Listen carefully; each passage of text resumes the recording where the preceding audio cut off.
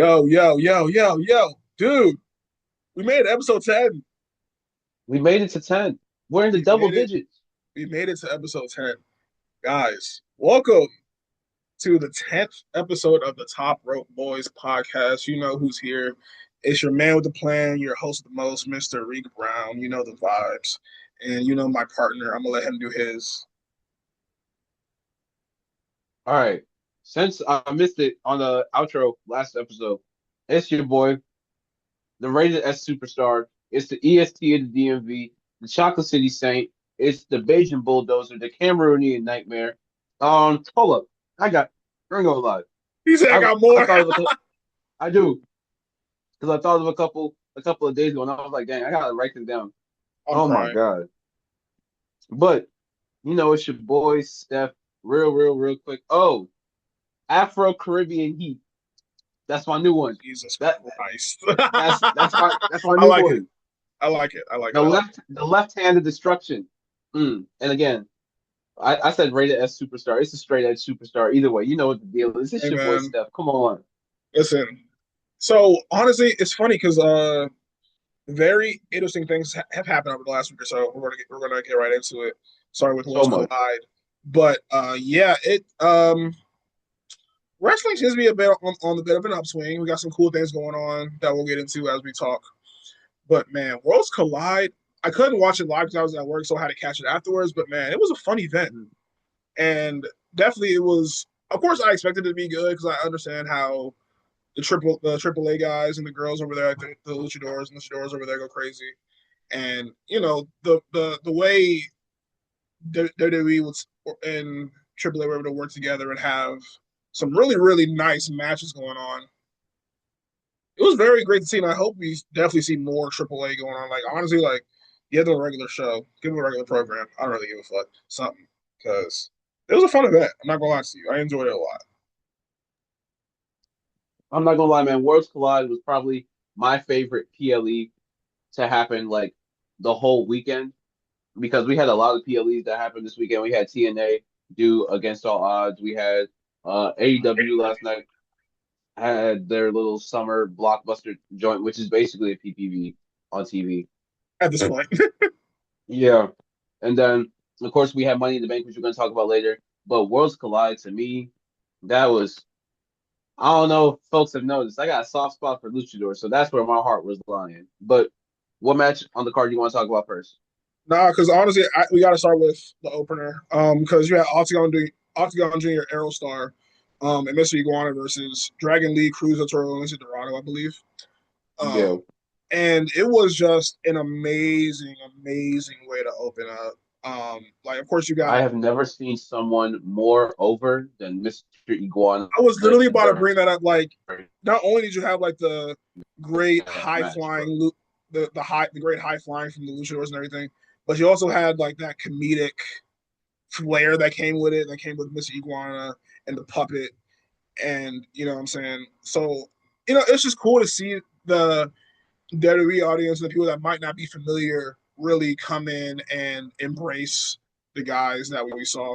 But it was a great match. And what I really did like on the post match was when obviously Dominic and Octagon got into it. Because Dominic Mysterio was in the crowd, obviously. So he was talking shit to Yeah. Octagon. You know what I'm saying? Octagon was like, "Yeah, nah, fuck all that." They ended up getting into it, had a little brawl, cool, which led to Mysterio then challenging Arthur. Pretty cool because I was like, huh, giving these guys title shots. I love that. You know what I'm saying? I love the spontaneous nature of it. That was fun. But overall, a great start. Yeah. And I look forward to seeing Mr. Iguana on TV more because I know that they're talking about probably having him more featured as the time goes on. And I'm looking forward to that a lot because I already love him and his character, so it's gonna go crazy. Bro, ever since the merch went up and the sales have been going crazy, I feel like he is going to be making appearances on the Raw roster. He's going to be making appearances at NXT. Trust me, he's not leaving the U.S. for a little minute. See, because I was gonna say I don't know if you're too familiar, but he kind of reminds me of like Danhausen, just in that like Yeah, it yeah, no, no, because no. like it's a very granted like the character is a very niche thing, But like whenever they show up, it's just like, oh wow, we love this guy, and I just feel like he's going to have that kind of vibe with him, you know. And of course, Bro. obviously, he can go in the ring too, so that's all. So that's obviously a bonus. So As I look soon forward. as as soon as he flipped, I'm forgetting the name of his iguana, but as soon as he flipped the iguana and it landed on his shoulder, I was like, oh shit, yeah, go ahead, book the match, No, book the no, match. now do it now. And then, bro, shout out to Lince Dorado because he was added into that match very last minute. Uh, Mm-hmm. for while I'm like Joaquin Wild got knocked out during taping a main event. Hope that he's well, doing better. I see that he's doing better, so prayers. Amen. But when Lince did a freaking he did a was not a frog splash. He did a Spanish fly with the iguana. I was like, all right, Hard as you fuck. know what? Hard as fuck. Hard as fuck. Different. Different. Different. Hard as fuck. That's why I like there's so much character. Not only you have the great wrestling with AAA, but you also have the character work that goes along with it. Like I always love when you have great wrestling along with great characters or great gimmicks or whatever. And you know, of Yeah. course, you got the face paint, you got the amazing outfits, the beautiful masks that they wear, and everything going on. Like it's just I don't want to use the word spectacle, but it's just a great thing to see all the time. And I'm very glad that this partnership has taken off and it's launched, and we're going to get more as time goes on. I really hope they just do right by all the luchadors that they're bringing No, in. for real. Because But yeah, let's it not was have to see. definitely a great start. Definitely a fucking fantastic start. Absolutely. And just kind of piggybacking on what you were saying, I hope that it's not another situation where we've seen with all these acquisitions where it just ends up being WWE stealing a couple of superstars and then so on and so forth. Like I want this to Right. be mutually beneficial. We're already getting some matches confirmed for Triple Mania, which is August, right? Yeah, I gotta double check the date on that, but I think it's supposed to be August. That sounds I'm correct. I can't wait to see which of the WWE superstars are gonna head down there. If I had to predict, I think that that's when Dom will, because we know how big Dom is behind the scenes, how much of a hooper he is for Lucha Libre. I think that Octagon match will be a series. I think that he's gonna put the belt up again during that time. Um, I wouldn't be surprised if we saw Penta and Ray go through and do it again. Need Ray on that. Yeah, we gonna talk about Ray in a minute because Ray, we gonna talk about Ray in a minute.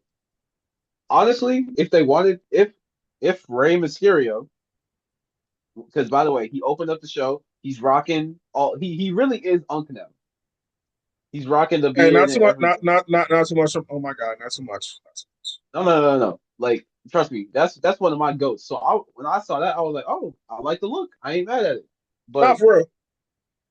um, if he's healthy by August, I think because honestly, I was hoping, and you remember from our group chat, I was hoping and praying that we would get a Rey Mysterio return, like in ring at Mm-hmm. Worlds Collide. But depending on if they have to push it, I think if he's healthy by then, that is the place where I would have him do it. Oh, 100%. Because I looking at Ray, like he's always like kind of like taped up. So obviously, like he seems to be banged up. So obviously, I'm glad if they're going to have him at AAA. I'm glad that he's getting some rest and that he can heal up a Yeah. bit. Because seeing all like you see, you know, you always see like a tape on his shoulders and everything. I'm like, that boy probably hurting. Okay, Oh no, that boy hurt for sure. like But relax, like just relax a bit. also because I another prediction I'd had for Worlds Collide that I would not mind seeing if they were to send another WWE guy down for Triple Mania. El Grande Americano Chad Gable needs to get unmasked during uh Triple Mania. And I feel like that would be fucking awesome because I think it'll just be a situation where it's like, okay, you're not about to keep respecting our culture.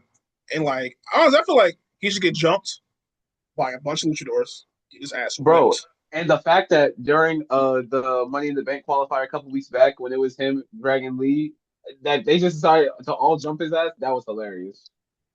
Man, but that's going to be fun. Yeah. Now, I think, and moving on to the next match, you had, I think it was Stephanie and Lola Vice after this, right? I think that was the second match. Yeah, it was You Stephanie and had Lula. it had a great tag team contest between Stephanie Becerra and Lola Vice, and Chique Tormenta and Chica Delis. Dormans and Dallas. Because I don't want to pronounce anything wrong. But you know, also another great spirited showcase for the women, and just showing another just introduction to AAA and what they do. So I know, because I know, I'll be honest, I hadn't seen these ladies wrestle previously before this match, but another No, neither have I. and also like Stephanie and Lola had great chemistry throughout. It was a fun match. Obviously, you had the devil's kiss spot that everyone loved, Hmm. but Bro, yeah, another great display, and I there's not honestly, I'm gonna sound like a broken record all day talking about Worlds Collide because there was nothing bad on the card. Like the whole thing was just a fun thing to sit through and watch. Like I did not not mind one having to bit. go back after work and rewatching because it was a blast. Like I just have nothing but nice things to say about everyone involved. Like, Genuinely, probably the most fun I've had watching a PLE. I'm not gonna lie. yes, Um, but talking about the Stephen Lola match real quick, let's just the only thing I gotta say that hasn't already been like ran to the ground. Let's talk about how much of a workhorse Stephanie is, bro. Because we not was it touching on it three because there's matches just in so much 24 wrestling that hours? happened. Yeah, 3 matches in 24 hours is insane. It was the reason because to be honest, I didn't think that she was going to qualify for Money in the Bank because of the fact that she was already billed to be at Worlds Collide. And So lo and fucking behold, and to put on banger performances in all three. So that's all I'll say and really. that's what I love about Stephanie. She seems to be someone who really is a lover of the game, like someone who really doesn't mind like putting her body on the line, someone who doesn't mind like going out every show if need be to just put on bangers, and because she has the look, you know what I'm saying? She's talking better. She obviously she can go in the ring. She's fucking amazing, one of the best in the world. And For real. just seeing the way she's been thriving since arriving to NXT, and then of course like dropping the title to JCJ and then moving up to main full time. Just seeing what she's They are doing. putting the rocket on her, bro. And as they should, because and she also seems like a very very nice, humble person in real life. Someone who's really just happy to be there, but at the same time, who worked her ass off to get to where she is. Because Mhm. I for one saw her when she was still on the indie circuit, dominating, collecting championships, doing the whole nine. So she's going to be a world champion very soon for sure, and I can't wait to Oh see yeah. it because she's killing it. She's Oh, she's probably she's definitely one of my favorite wrestlers, regardless of gender, in the world right now. She's great. She's fantastic. that is my Stephanie is my pick for who should face EO at Evolution. Let's mark that. Yeah. Oh my god, bro, because they would fucking cook, man. They would Hmm. go fucking insane. And that's the thing, like with the women, there are so many great matches we can have because the women's division right now is so loaded, and then when you add in the luchadoras, like it's the possibilities are really really fucking endless. They just got to put it together the right way. You know what I mean? And I think, and I pray they will for the sake of the ladies because the ladies deserve that. So I'm hoping Evolution does shape up to be an amazing show and an amazing showcase for the ladies. I'm not gonna lie, we're gonna talk a little bit more about the build that they're starting in a bit once we get down to Raw from this week and everything like that. But I think there there's a potential for Evolution 2 to be even better than the first one Mm-hmm. because of literally based off of the talent that they have. Um, but man, let's talk about real quick before we get into the main event from Worlds Collide. We gotta talk about Ego. We gotta talk about your guy. We gotta talk about your guy. Oh no, I just want I before we go, I just before we get there, I just want to shout out Go ahead. Legado del Fantasma as long also with El, El Hijo de Yes. Dr. Wagner, Chaco Clan and Pagano. Another very very fun match there. Escobar, Angel, and Berto got to really showcase what they can do. Obviously you got these three legends of AAA on the other side, and a really really nice match. I just wanted to put that out because I know Angel and Berto and them have really been trying to like get their feet wet in terms of like staying on TV and being able to showcase their bro. skills. So it was a great showcase for them too. I just wanted to point I that out. LDF has been one of the most entertaining parts of SmackDown uh, uh, since this event was announced. Was just the cinematic segments that we talk about when we talk about like stables like the D'Angelo family and things like that, and just even their internal beef that still hasn't been all the way addressed. That I hopefully we see down the line build to something a little bit more of a front facing storyline during the show. But man, that LDF match. This is what happens when you let hoopers hoop. That's all I can say, really. Literally, and that's been my thing for the longest time. Like, granted, I understand what Cole was saying when they were like, it's more, it's the entertainment. I get it, but it's like you can have great wrestling and have great stories. You can do both because Yeah, great wrestling tells an amazing story. It like just it goes hand in hand. You don't have to have the sports entertainment or the entertainment part over the sports part all the time. It's sports entertainment at the end of the day at its core. So just let people go out there and wrestle, honestly and truly. And that's kind of why I kind of respect AEW more now because, like, granted, like the storytelling had typically been lacking, but even with it, they still let people go out there and fucking hoop, except for John yeah. Moxley. But they just let niggas go out there and hoop. And that's what I want.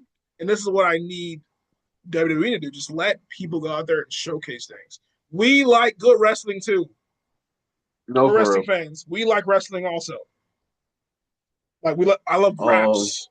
But Most shout out to definitely. Ethan But let's Page, my talk fucking boy. Shout out to Ethan exactly. Page. Let's talk about Ethan, Javon, Laredo. Man, of course, Ethan Page, North American champion, Javon Evans, Ray Phoenix, Laredo Kid, great talents. Nothing there was nothing that could have made this match go wrong. Like it, hey, you had a Bro, bunch of spots. You had, have you seen hmm? have you seen the memes of everyone saying Javon was Drewski during the Cinco de Mayo skit, or Javon was the one black guy to be hit? They said Javon was Godfrey doing the I know black, I don't Dominican. A no.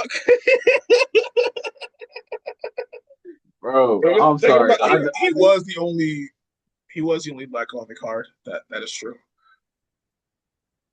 I had thought But about that. Javon is really with La Raza. Like, But nah, man, like it was, bro. Like you put certain people in a match, you cannot have a bad match. Like Ray Phoenix is yeah, great, Laredo Kid is great, Javon's great, Ethan's great.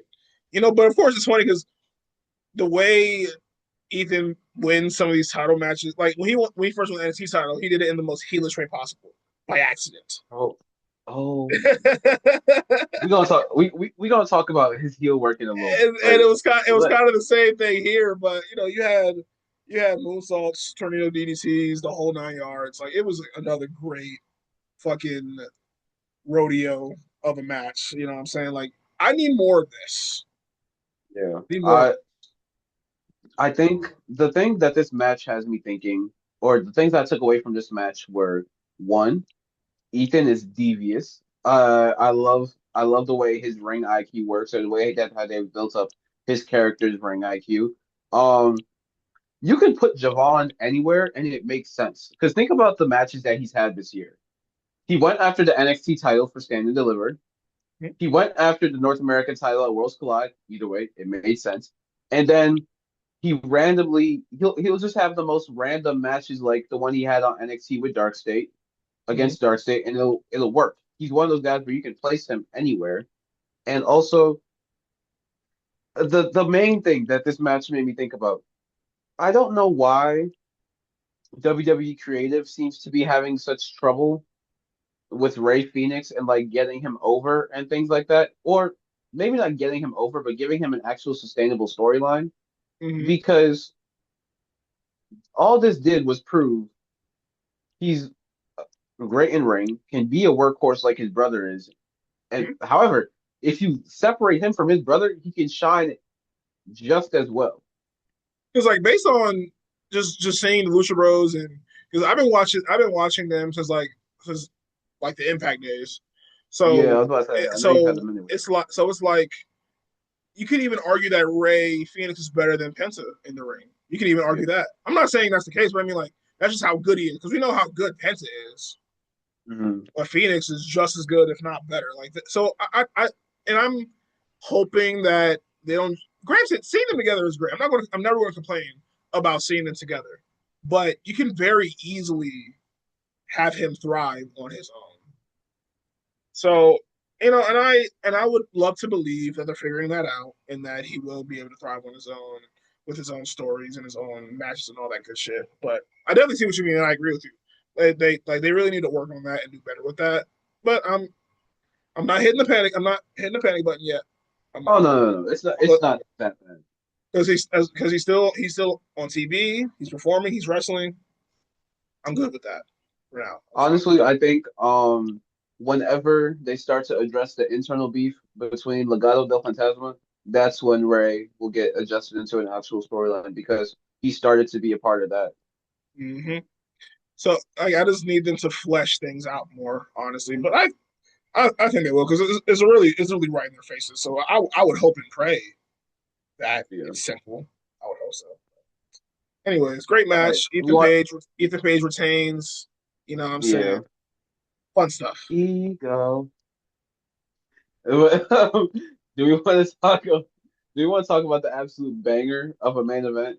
Dude, I call that a technical masterclass. And honestly, in my opinion, Mhm. probably one of, if not Gable's best match in WWE.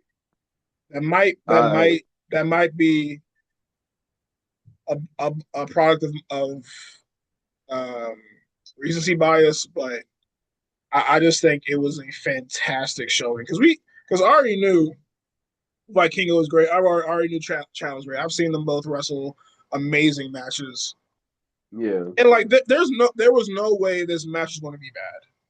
There was no way in hell this match was going to be bad. They've had all the pieces. They let the story build. They took the beats to do so. Now it was just a matter of fact of let's just do the damn thing. They just let them go out there and fucking scrap, and that's what they did. They just started fucking shit up. Bro, I'm so dead ass when I say this, and we're probably gonna have a discussion about we're probably because we're halfway through the year, so we're gonna start having a couple discussions about match of the year. This is a match of the year contender, I was very really about to easily. say that. See, I didn't want to sound crazy because I was really about to say that, but I didn't want to sound crazy by saying that. But yes, that was very much a match of the year candidate. That match was fucking fantastic. Like I'm literally going to rewatch it after we get off because Yeah, that man, it's like 27 minutes of just straight heat, and also like mind you, this might just be because I've been rewatching a bunch of Black and Gold era NXT matches where they used to just go for they go used to go for fucking a while. ham, dog. Because that's Yeah. my thing. Like Uh, I understand why people can't sit through long matches. If like imagine trying to watch like when Kenny Omega and Okada were feuding back in New Japan and being up at oh fucking yeah. 2 or 3 in the morning to watch Yeah, no, this no. one to watch it go to a fucking 1 hour draw. But Hmm. if the match is good, Shout out to if Swerve and Will. I'm saying like if the match is good, if the pacing is great, if the story is there, like if you have the right elements, I don't mind sitting through 25, 35 minute matches because Yeah, I was entertained for all 27 minutes. bro. You know It what I'm was saying? so It was good. Like it was so fucking good. I wish that they let more people cook for that long. There's a particular match I'm thinking about where I'm like, I wish they had let them cook for a little longer that we're gonna talk about, but I'll put that to the back of my mind for now. But overall though, I think when the ladder no not the ladder spot, the table spot was beautiful, bro. Yes, I fucking loved it, dude. It was I literally can't say enough nice things about this match. I just Yeah. Like this is one of those things where it's like fuck a Meltzer, fuck a rating system. this is just one of those things where it's like you have to watch and see how it is and take it in without any interference, which is why I'm happy that I Yes, watched it like during the premiere and without hearing any of the noise or whatever because oh my God, and like I'm seeing like I'm just thinking about it now. Like Chad just really just casually pulled off a picture perfect moonsault. Like beautiful, like fucking beautiful. And like I don't he's it, mind adding spots like that in matches like this because granted, I might like you don't need to have like no disqualification or extreme rules for a match to be good like that. You just simply don't need that. But like I always love when they integrate when they kind of like toe the line, by using Mhm. tables and all that shit. It was just a great addition. And Jesus, This Vikingo is one of the ones. bro, all the respect to Vikingo. I made a joke during our group chat while this was going on, and I wanted to let the audience know. I said that this was the second coming of Angle versus Guerrero, Yeah. and honest, it Well, it just more flippy shit because at that point Eddie wasn't doing a lot of flippy shit. But I get what you yeah, Eddie was definitely more on the ground then, but yeah, like it was definitely one of those ones where like it just feels like a classic already. Like it didn't need. There's a lot of matches that people hype up where it's like, oh, there's shit that we can consider a classic in like a couple of years. We gotta let shit wait. But also, it mean. feels like Nah, Chad, that was honestly an instant classic. yeah, like it feels like Chad hurt a lot of people, especially since he's had the whole. I'm not fuck. You not telling me without a doubt in my mind that he's not El Grande. So especially since the El Grande shit started, I'm seeing he's been hearing the fucking noise, he's been hearing the fucking rumors, and people talk about some. Oh, they had to put him here because this is the only way to get him over. This is the only way that he can't do this. I feel like he heard all that shit. Said bet. I'm He's gonna like, all go. right, Me and cool, Vikingo, we trying to cool, cook. cool, bet. Because listen, Chad's booking is not his fault. It's not his fault. No, it Shit, really isn't. Chad Gable has really turned himself into one of the best in the industry right now. Like he built his body up. He developed his. Of course, he still has his comedic chops. He's a good This talker on the motherfucker was mic. Shorty G and is pulling off this shit, Yeah, bro. like knowing what, dude. Because let me just You go have down. no idea. Let's just go down Chad Gable. He was basically the Christian of his tag team Yeah. with Jason Jordan. Jason Jordan got hurt. Then you put him with was it Shelton? I can't remember if it was Shelton first or Bobby Roode first, but you had I random think it teams was with Shelton. yeah, well, that would make more sense. So he had a tag team with Shelton Benjamin that didn't really go anywhere. He had a tag. Granted, he was tag team champion with Bobby Roode, but that was random. No one really asked for that. That was just a thing that happened. Of course, you had the Shorty G thing, which was so embarrassing. Granted, he embraced it. He did what he could with it, Bro, but Jesus he is fucking literally the Christ. definition of I'll do whatever and I'll make it work. And he did. And I'm so glad when the Alpha Academy became a thing. So I was like, finally, give him something to do. Give him something productive to do. Because holy fucking shit, I couldn't imagine having to be a Shorty fucking G. That should have pissed. Like honestly, I would quit so fucking fast. Because Bro, you got oh me my fucked up. fucking but yeah, he did the Alpha Academy shit. Now what he's doing with American Made, he's been able to be quietly one of the best character workers while still being one of the best technical on the not even just the Raw roster, but the WWE roster. And yeah, Like he's literally being Kurt Angle light right now because he's still fucking hilarious. But when it's time to oh, when absolutely. it's but when that motherfucking bell ring, yeah, when that He motherfucking one bell of them ring is ones.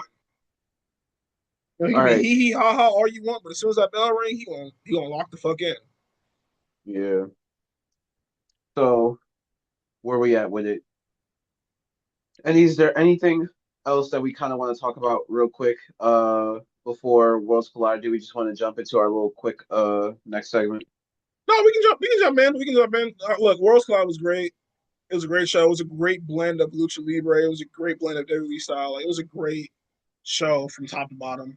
No complaints. And also, you have a lot of great things that can come from this show. So no complaints. It was fucking fantastic. Same. You literally took the words out of my mouth. But I do want to say because we were talking about Ethan and we were talking about his heel work.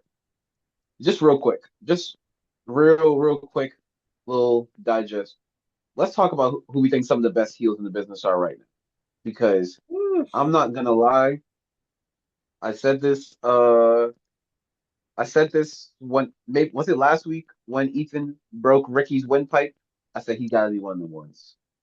No, and I would definitely say Ethan is one of them.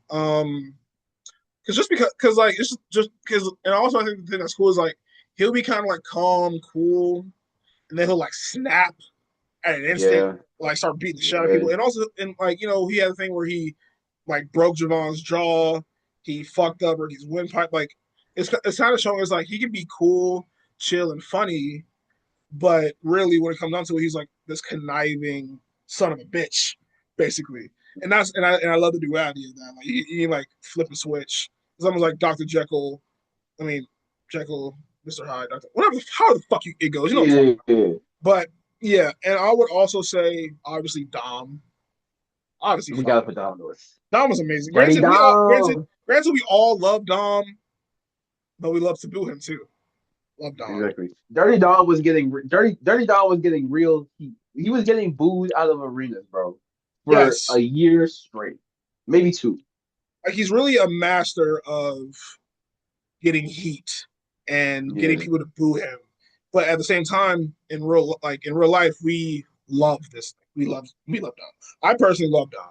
Love him to death. When he won the IC title, bro, I could not have been happier. that is my IC champion. Um, For sure, Ski.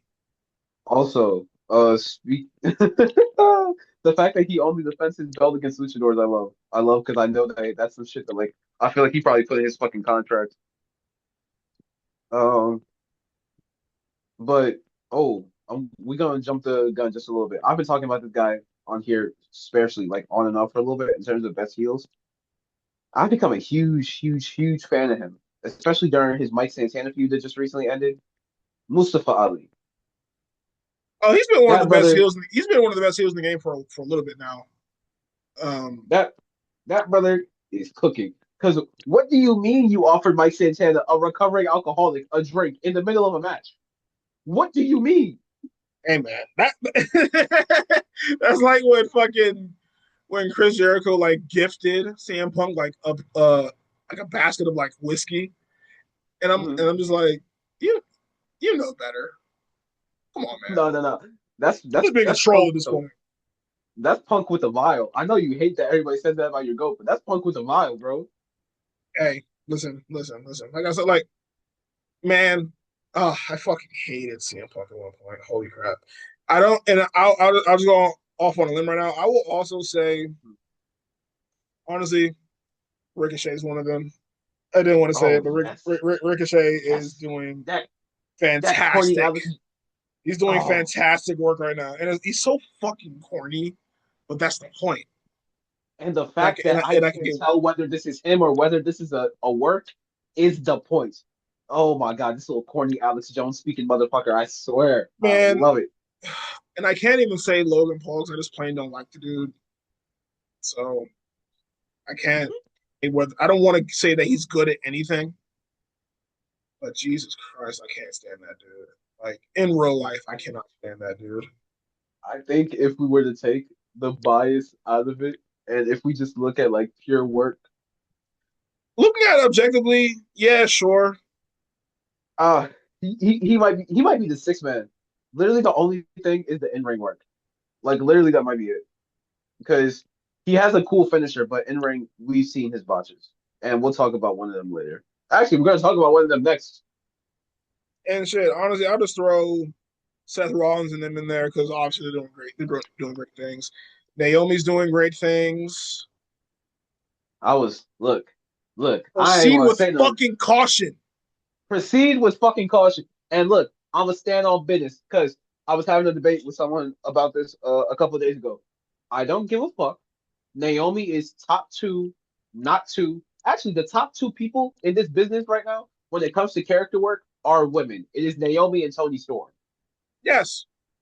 I dare somebody to tell me different. 100%, and it's not even close. The And the I'll vouch for that.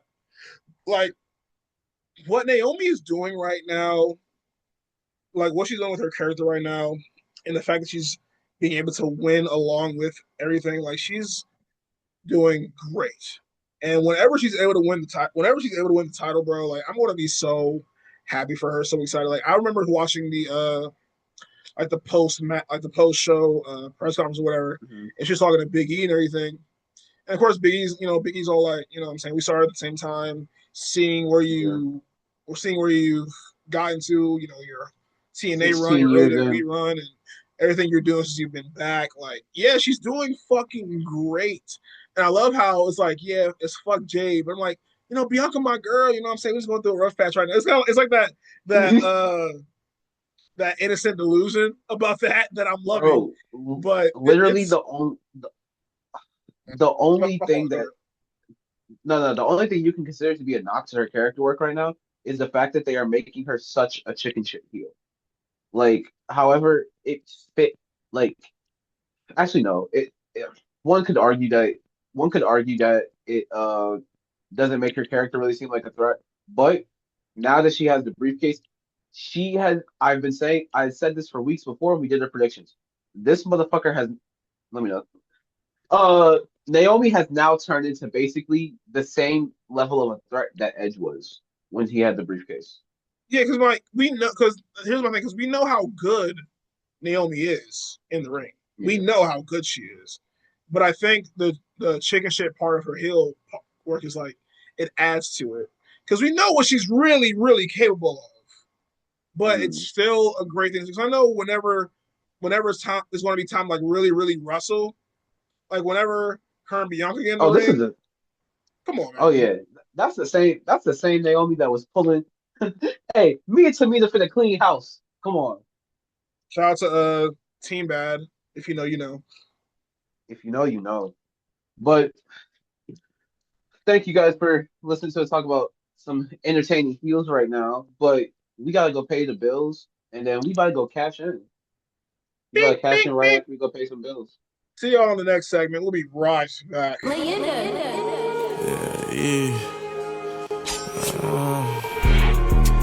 as I get bad bitch, cute face with some nice titties. You want beef, you want to die, you in the right city. Welcome back. Welcome, welcome, willkommen. Ah, Feeling. But nah, the bills is paid. They ain't cut the lights off on us. You know, we still got electricity in the junk. And like I said, we finna cash in. So let's talk about money in the bank out of LA. so for the most part, our predictions were spot on in Yeah. regard to how Cody and Jay were going to lose, but we'll get to that. Now, I believe the event started with the women's match, if I'm not mistaken, which Mhm. was a very, very damn good contest for the ladies. I think it was about 25-ish minutes long or some odd like Something like that, yeah. um but yeah, it really another great showcase for the ladies and everybody involved. You had a lot of, honestly, definitely, in my opinion, when you look at just the talent pool, one of the most loaded money to make matches ever, Bro, regardless of Alexa genre. Bliss, Rhea Ripley, Julia, Roxanne Perez, Naomi, and Stephanie, Stephanie Vaquer. crazy, crazy collection of talent, crazy. Absolutely crazy. First off, shout out Julia, because I feel like she was getting beat up that whole match. Oh yeah, she was. Oh, Oh, she was definitely the not. I don't want to say punching bag, but she was definitely going in. She was definitely going in. and then Rhea with the Undertaker homage. I'm Mhm. not gonna lie, I like Rhea outside the championship, outside of the title picture. I'm Yes, I'm I'm liking her having fun and doing side matches because she has said, I think on the Raw before she was like, oh, I've I've never had to be in the Money in the Bank match. I never needed I've to, always I said, which is a ma'am, very, very fair and accurate assessment. it is very fair, very accurate. But I like now that she's not out of the title picture because she still keeps teasing that little rematch with Io. But now that she's kind of diverting from it, I like her doing all these side quests. I would like for her to get a feud non-title. I would like for her to get a non-title feud or something like that. But this also shows like how dope she is at just also her selling the entire But match. I was she's like, an amazing seller. Is one of the most uh, underrated parts of her game. She's an amazing seller. yeah, like I think the fact that now she's no longer being seen as like the super dominant champion, we're now getting to understand different aspects of her game and of her character. And I just want to say a lot of people were upset that Naomi won this match. And I just really want to I got two birds for him. Pride and Kentucky I'm Pride. trying to say this with the least amount of profanity possible. But fuck you guys. 100% fuck you guys. Because Naomi is fucking amazing. I saw this one thing that's on some fucking, she's a mid Carter at best. Man, fuck y'all. Y'all don't know. Honestly, Bro, and this is a product of status quo, misogynoir. misogynoir. I about to say racism and colorism. That's all that is. Because there's no, like, there was no better choice. People talking about some, Roxanne was right there. Rhea was right there. Fuck no. No. Oh, no. No. Naomi Yeah, deserves this shit more than anybody right now. She has been working her ass off. She's one of the best in the world and has been for years now at this point. And bro. I'm She tired has of. literally. I hate the way that they be talking about this lady on here. Like Naomi is a fucking hooper. She's one of the best in the game. What is so hard about understanding what Naomi is doing and how great she's doing it? Like I hate you niggas. Actually, I can't stand y'all because y'all don't want to see a black woman, a dark skin woman Succeed. do not. Y'all don't want to see a woman do nothing. Oh, not a thing. So let's talk about it. If we shoot on people, let's shoot on people. All right, this this gonna be the top rope boys shoot on everybody's segment because I got thoughts. So when it comes to Naomi, this woman started with her NXT debut, going at the Divas title. Let's think about that. Let's put this in perspective. 16 years later, first, correct me if I'm wrong. First Black SmackDown Women's Champion when she won in her hometown in Florida. I think that was WrestleMania 36, something like that. That sounds accurate. Yeah, double check me in case I'm wrong. But definitely the first Black SmackDown Women's Champion probably has had long term success, been one of the biggest company faces. Literally has been doing, like we said earlier, some of the best character work, arguably in the whole company, arguably in all of wrestling right now. So I don't get where this is coming from. Um, like you said, it's colorism, it's misogynoir. However, you brought up Roxanne, and I wanted to talk. I wanted to not address this, but I do want to say I hope that Roxanne is safe. I hope that Roxanne is in good spirits. I appreciate her and I applaud this young lady because she is around the same age as Rique and I, and she has been set with horrible atrocities because you motherfuckers cannot go outside and touch grass because you motherfuckers cannot understand this incel ass behavior that now during her whole meet and greet, these motherfuckers who were so hyped and so excited to be fans of her and to see her prosper after being one of the best NXT Women's Champions of all time. I don't care. Say it. Don't. I don't care. That's just a fact in my mind. That now they have to be patted down because of the added security measures. Hmm. I what just because y'all can't take scripted programming. This is one of the reasons why this is one of the few benefits where I'm happy that kayfabe kind of got torn up a little bit because at least everyone comes into the general understanding of when it comes to wrestling conversations that this is a scripted program. But some of you, y'all, y'all not right. Let's be so clear. And I say this with as little malice as I possibly can. I hope that you seek the help that you deserve because if you are getting on behind a keyboard and talking at Roxanne Perez, I wish you I wish you get the mental help that you need. That's all. That's all. A That's lot of you motherfuckers need help. for real. Oh my God. That that annoy do you know how stressful? Do you know how much of a threat you have to be for Adam Pierce to get on Twitter and be like, hey, we've seen it. with handling it. To have a whole page dedicated to wanting this woman dead because you don't like a character, get out of here. Respect. Oh my! Again, I'm trying to say this with as little malice as possible, but fuck it. Let the clips run. Eat a dick. Actually, eat it. Uh. Anyway, women's match. Getting back to it, I think really strong showings for everyone involved. Alexa Bliss, Alexa. Uh, shout out, Alexa. Just, I think it's really nice because we got a combination of OGs and young guns, and I really do feel like the women's division right now in WWE is the strongest that it's ever been, probably ever. Oh, it's on fire. Yeah, got you. Um,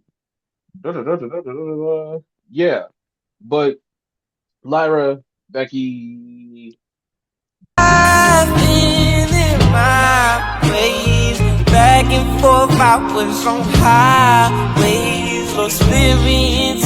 I see now what I did was so wrong.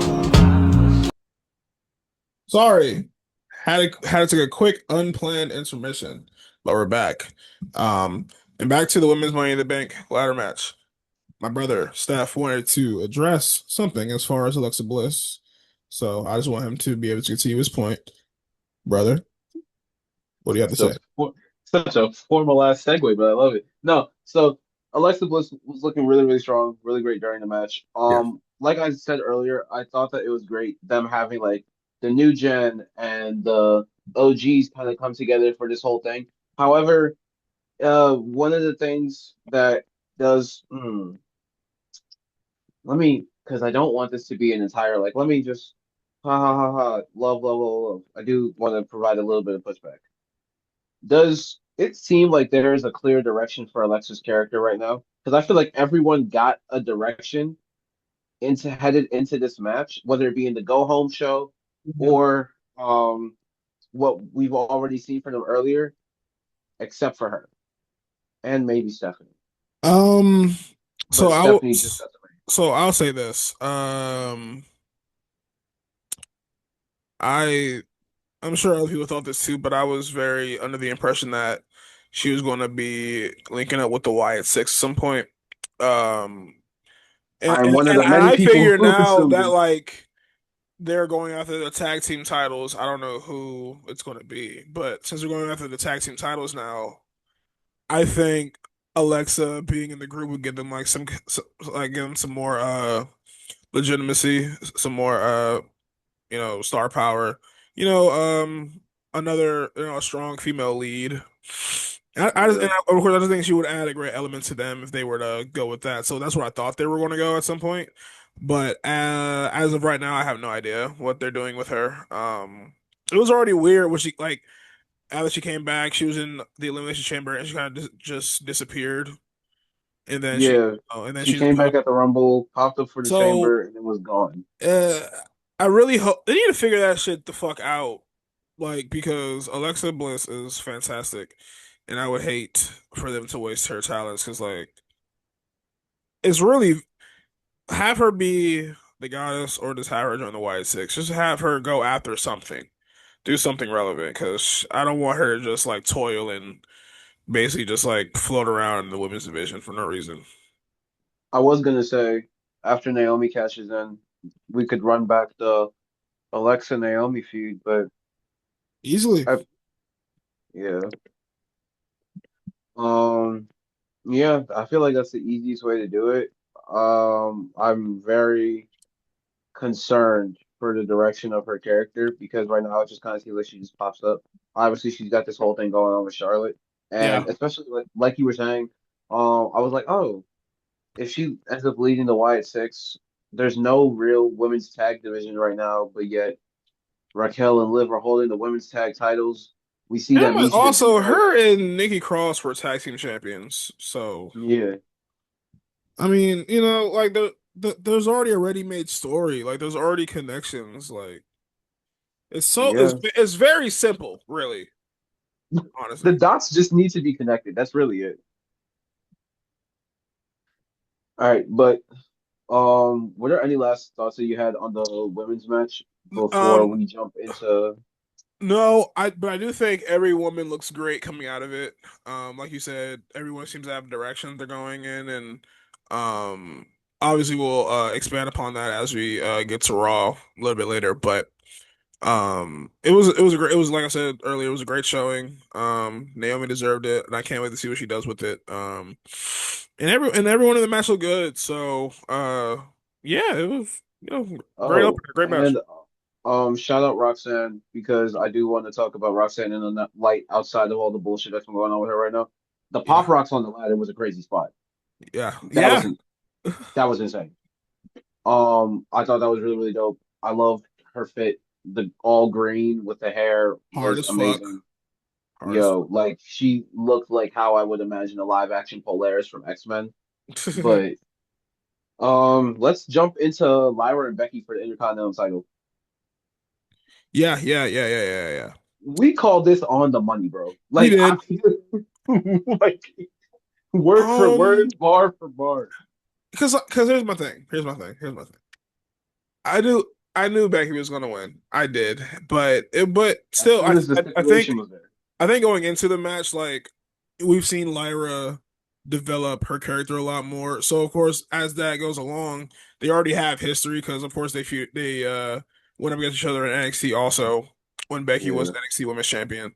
So and obviously they're both Irish. They came from similar backgrounds. So obviously there's history, there's connections, and we actually see like Lyra getting just showing more personality and naturally giving more heat to the match. So absolutely. so the match actually felt like it mattered to both of them and it made it matter to the fans watching. So and it also was a really really good match. And of course with afterwards, Lyra having to raise Becky's hand and Becky making her put the title around her and all that. But Oh, then Lyra attacks her, starts beating her ass, and that's just we're seeing a more aggressive, fleshed out side of Lyra, and I think that's going to really, really benefit her. Just because she's already a great performer. She was a great Intercontinental Champion. I'm sure she's going to get it back soon at some point. Um, if but yeah, they like just giving her more of an edge is just going to be great, and I look forward to seeing more of that for sure. absolutely. Speaking of the edge, man, if they're still gonna continue carrying Cross being this, I'm gonna bring the dark side out of everybody in the Raw roster, all these baby faces, blah blah blah. Have Karrion Cross pull up on Lyra and just be the devil on her shoulder for a little minute. That's the that's the motherfucker whose buttons he needs to push. Other than they just need to push him in general, but yeah. Right. But no, like you said, as soon as they added the stipulation, I knew how this match was gonna go. The writing is on the wall for this storyline, and just I will say Lyra is definitely one of the most interesting recent champions of all time because she had everything stacked up against her. She was the inaugural champion for a new belt. She was essentially like she had a good NXT run outside of NXT UK, but she was having trouble getting over in terms of audiences. But now, like, she was a meme for a little while, bro, but now she's embraced it, taking it in strides. So I really think that all props to Lyra. She deserves everything. I'm excited to see how she moves forward in the Queen of the Ring tournament. But other than that, man, yeah, let's just get to Becky Bailey, bro. Let's get to Becky Bailey.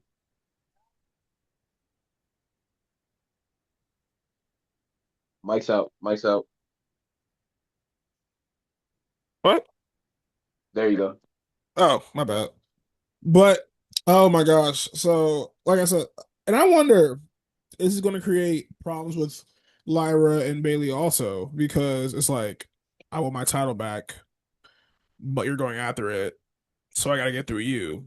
So it's like, what's up? Now, I'm sure a triple threat is possible. Survivor Series.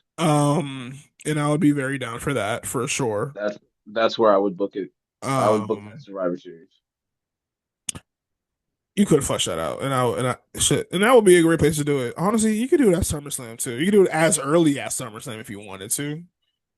If you wanted You to, as could, long but as long, as long as you make it natural. I think the four horsewomen. I think the two of the four horsewomen need to have that spotlight for Oh no, for SummerSlam. That's sure, the I only way agree. I would do it. On. That would actually be a great SummerSlam program to run. So I think that would be a great idea. Actually, book that shit.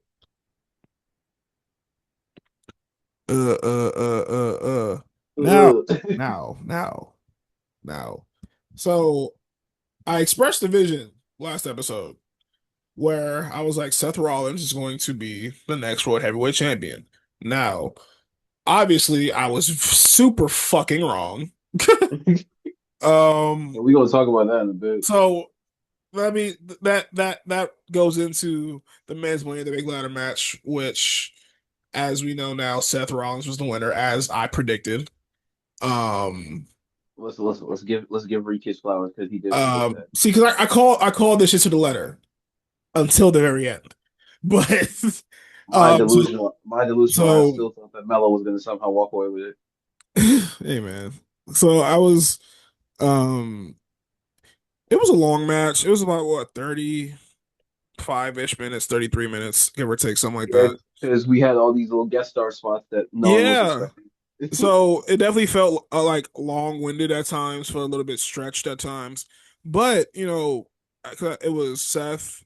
You had Solo Sikoa that was in the match. You had Andrade, Andrade was in Penta, there. Penta was in LA there. Knight, LA El Knight. Grande Americano. So, you had a great mix of talents going on. You had some decent spots happening. But the big thing that happened mid-match was Jacob ended up finally telling Solo that he hates him.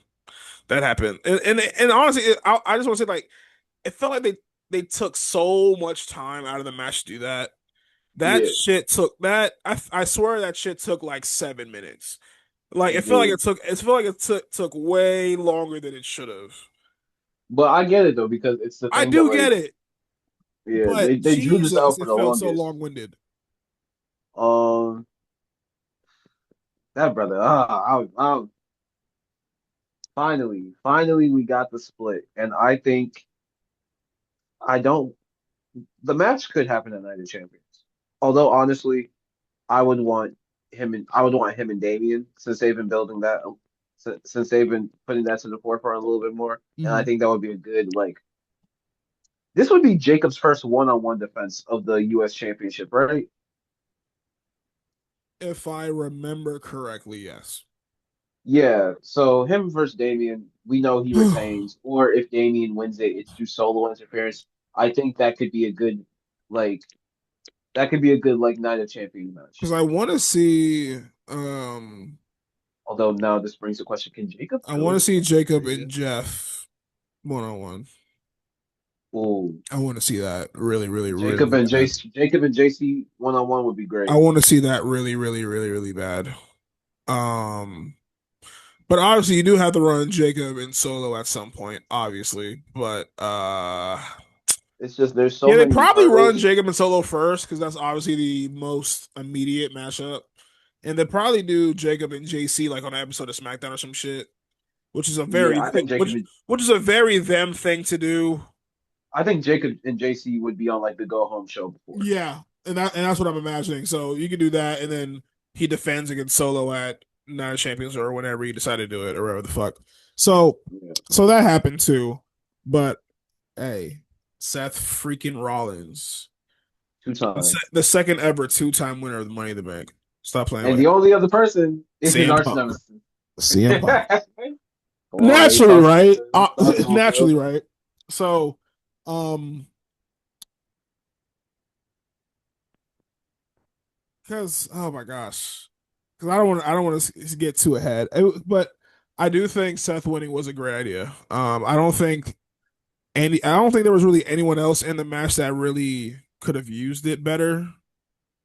Maybe, Could have used it better as a story. Could have used it better as a plot device. No. Could yeah, have I was used like, it as better far in as terms of character. storytelling goes, no. Yeah, as far as storytelling goes, no. Yeah, could have used it better as far in terms of character.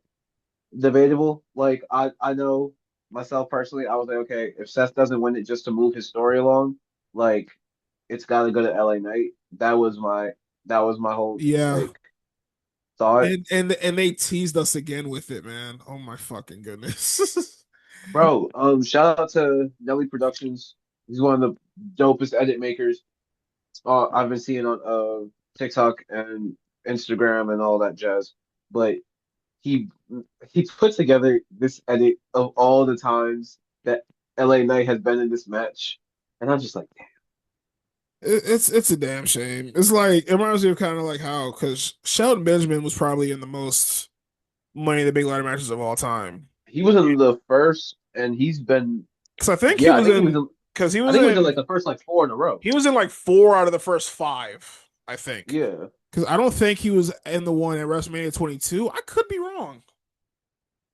No, he wasn't that one. He wasn't in WrestleMania 23. He wasn't in that yeah. one. Let me check But his. he was definitely he was in the first one, the second one, the fourth one, and the fifth one. Because definitely 05, 06, 08, and 09 for sure. So four out of the first five. But he was always in those matches and he just never bro. It's like, Almost put his body on the line in 24 when he almost fell through the table. I mean, when he almost fell through the ladder. bro, I remember watching that because WrestleMania 24 was the first wrestling DVD that I had and I ever owned. And Mhm. that Money in the Bank ladder match is still to this day my favorite. When I saw that man get thrown off the ladder and went through the other ladder, I was like, holy fucking shit. The thing about Shelton, bro, he going get his moment off. He going to get his shit off in his matches, and he always Yeah, does. Shout out to Shelton. But shout no, out, but shout LA Knight, um, he's going to be feuding with Seth now, which is cool. Which is going to be great for him. I think it's gonna be great heading into NLC. Oh no, it's going to be great for sure. I can't wait to see that match. It's going to be a great match. Now, Yeah, speaking of matches, Jesus, the main event. yeah. We So gotta talk about we gotta talk about this. no, Like, no, no, no, no. This ended way better than it started. I'm going to say oh, that. absolutely, But so last absolutely. you had WWE champion, the greatest of all time, John Cena, and his partner, the blonde dude, the YouTuber, against World Heavyweight Champion Jey Uso and the American Nightmare Cody Rhodes. And what Um, was a match that I can only really compare to maybe when Cody and Seth faced The Rock and Roman in terms of just like it felt very we it felt very prodding at times. It felt long-winded in certain spots. Like a very I'm not gonna say typical because it's not a typical, but like it's I literally was in the gonna same call it block it's in the same vein of that tag team match from Mania 41. 40. Was it 40? That was 40, yeah. Yeah, Mania 40. It's the same, it's the same kind of thing going on there. It's that whereas more so just it's all like story based.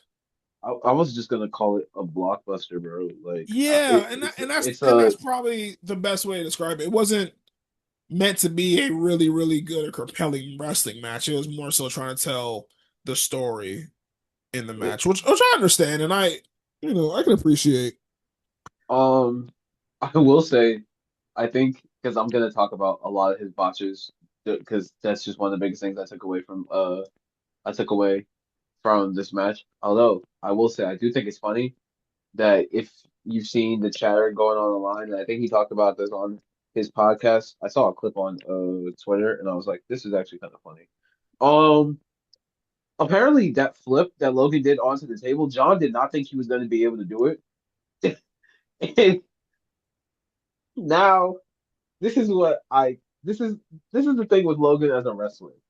Oh my God, the character work annoys me. However, I cannot deny some of these spots that he does, bro. Like the spot in SummerSlam was I can. amazing. Uh, look, I don't like giving this man his props either, but My I hate have knows to no bounds. I have to try and be somewhat It was a unbiased here. good it was So a good moonsault. Okay. It was a good yeah, moonsault. It was a yeah, really and nice then moonsault. the flip on the table during Money in the Bank match, I was like, okay, cool. Like I And also see, reportedly or apparently he's injured. I can't confirm nor deny it. I just see people talking about it. I'm not going to wish injury on the man, so I'm just putting that out there because I don't know what I don't know if Yeah, it's true or let's not. not. Yeah, let's. Hopefully, he's well. He moves. Yeah, hopefully he's well and he's resting up. But bro, I think in terms of like just yeah, let me talk about these botches. He he almost hit himself in the nuts. I thought that was hilarious. I thought that was hilarious. Oh my God. And then I think there was like a missed lariat or two that I thought was funny. Hmm. Um, but no, in terms of just this match, I hate that every time since the reign has started, uh, our money every John match has been just to talk about his reign overall. But this kind of has to be that because this does nothing else but kind of just sum up his reign overall. I like that John is doing more traditional heel tactics, like he's interfering with matches. He's getting and tagging with the guy who he knows everyone's gonna hate. Yep. But man, Cody carried this match, bro. Oh, Cody hard carried. Cody, Cody carried this match, bro. Oh my God. His first match back. Hell yeah. Yeah. Like, Shout out to Cody, and man. I miss Cody in the ring. Shout out to Cody. I, I like Cody and Jay as a tag team, which shouldn't surprise me. They literally held the tag titles together, the That was. unified tag titles together. Do you feel him, sir? Bro, and the fact that they ran that back at the press conference was hilarious. Love that. Love that. I will say, um, honestly, let's just get straight to the finish, bro. That man Ron, that man Man, Ron back. I'm watching this match, man, and you see the hooded character. Honestly, I wouldn't have thought in a million years that it was our truth. And when I thought it was gonna be Randy coming back, yo. I, because I'm like, I couldn't, I just simply couldn't tell. And when he took that mask off, you see his truth. You're like, bro, everybody went fucking ape shit. I know I did. I went absolutely ape shit. I was like, holy God, what the fuck? Like, truth, And bro, it was so cool like, man, oh my gosh, truth. Seeing Truth do that was great because I was honestly expecting John Cena and Logan to win. But wow, that was cool. Because obviously the whole thing with your thing, he's getting released from the company and obviously you get this giant uproar from the fans and everything, and he comes back. It was a phenomenal moment to see. And definitely like my current moment of the year so far. It was just a cool ass thing to do. You know what I'm saying? So yeah, that made me so happy to see. I love that. I fucking love that.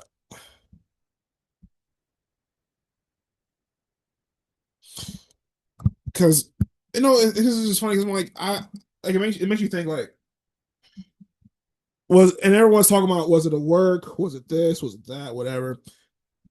Honestly, at this point, I don't give a fuck because we wanted truth, and that's what we fucking got, and it was an amazing thing to see, and he cost John Cena the match. Like, oh my gosh, fucking fantastic stuff. Man, because shit.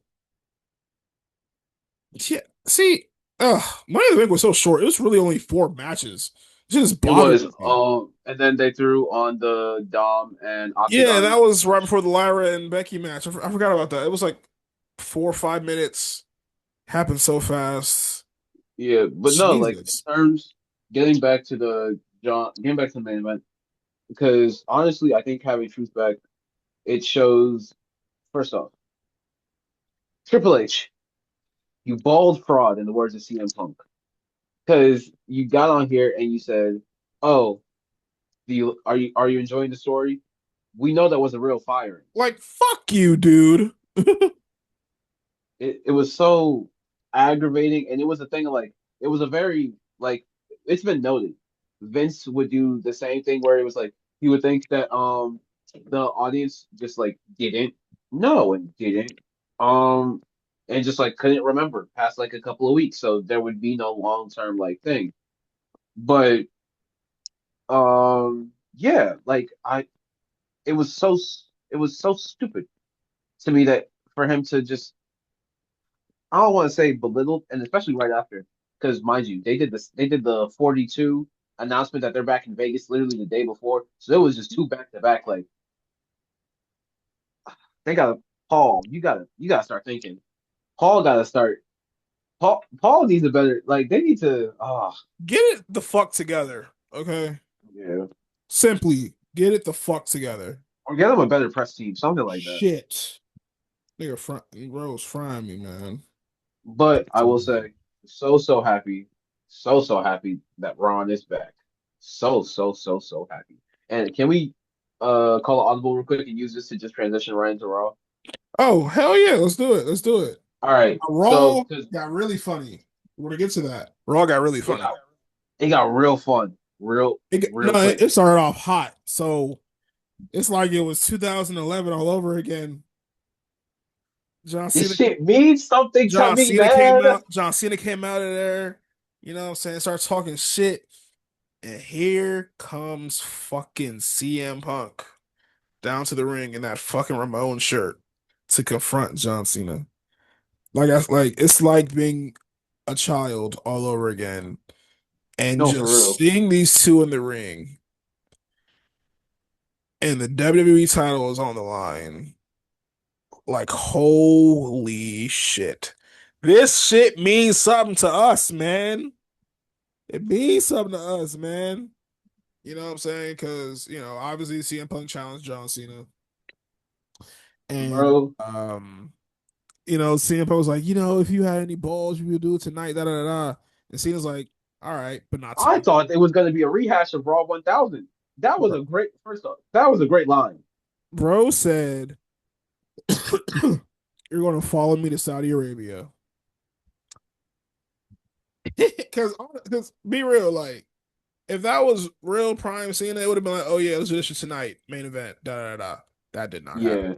Yeah, Bro said you're gonna do this shit on my terms, because we know how CM Punk felt about the Saudi Arabia shit in the past. Obviously, he tweeted about it, whatever.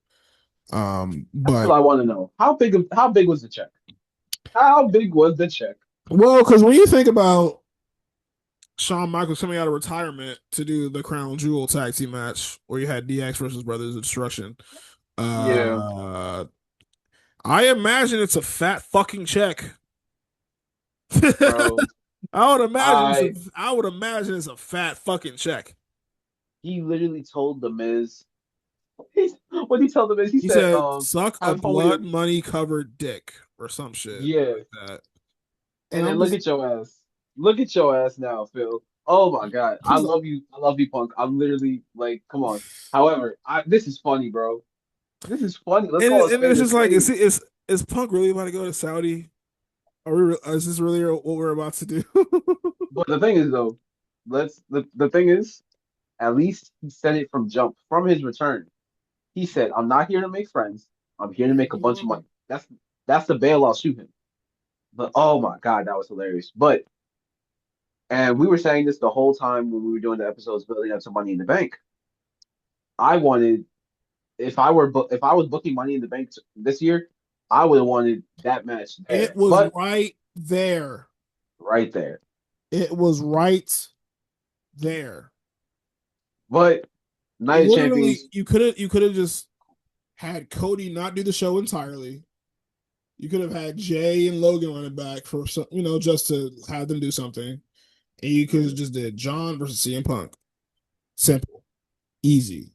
Easy, easy, easy. Fuck a tag team match. Like it was right there. But I digress. I digress. I'm just glad they're doing the match, period. I'll be same. happy with that. Bro, because I've said this multiple times. The Money in the Bank match is probably, aside from the first TLC match, my favorite match of all time. So It's an these amazing two have match. undeniable chemistry. I think I now just because of the way how they've been doing these builds recently, I don't think that the build is going to be I don't think that the build is going to be on the same level as even the Raw 1000 match. Honestly, I would say it doesn't even really need to be. Because Only the history because is just already there and ingrained. yeah, because only because yeah, like it's already ready made. It's right there, and you don't need to do much. That's fair. It's a ready made story. You have two professionals at the top of their game. You know what I'm saying? They got that shit. So um, you wouldn't even have to do much. It's a ready made story. It's already. I'm like, there's enough heat to begin with. So I mean, as long as you just do things the right way and not overthink it, it'll be fine. For sure. Let's real quick. We got to see Dom, Penta, Braun, and Sammy. We got to see Sammy move on for the King of the Ring tournament. Um, Chad versus AJ was a match that I wish they had let run for at least 15. That was way too short. Yeah, they definitely gave him like 5 minutes. It felt like. Yeah, but I get it. Chad worked double duty on Saturday, so um, Liv, Roxanne, Kyrie, and Rhea.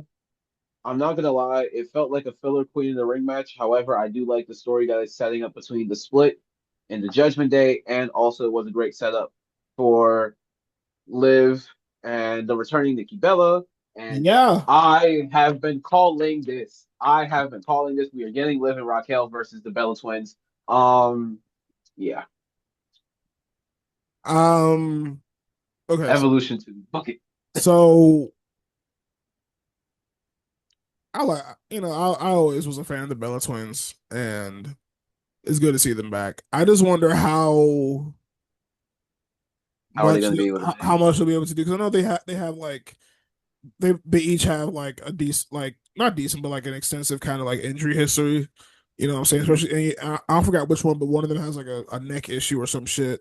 So I'm just worried as far as like how good can the match really be, and like how much of the and honestly, Liv would probably have to do the heavy lifting. Realistically, keep it 100 with y'all, but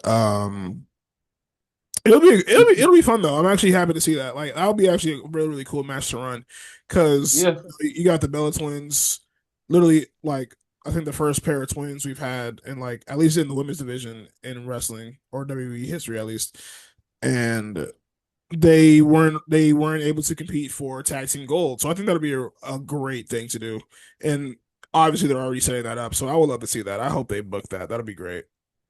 most definitely. Let's real quick talk about the main event. Well, I just want So, to go through the qualifiers really quick. So obviously, oh, real quick, go ahead. My bad. you had I'm jumping ahead again. Rhea versus Liv versus Kyrie versus eventual winner Roxanne Perez, and I love it. I Love fucking it. Roxanne's getting some shine. And then of course for the men, you had Sammy going over on Penta, Braun Breaker, and Dominic Mysterio. Apparently Penta's hurt. I hope he's not hurt really bad. Because me and stuff love him, and I hope he's doing okay because that would really hurt. That would hurt my fucking feelings. Bro, the amount of spots that he took in the past week alone, like I remember screaming at my TV, he's 40.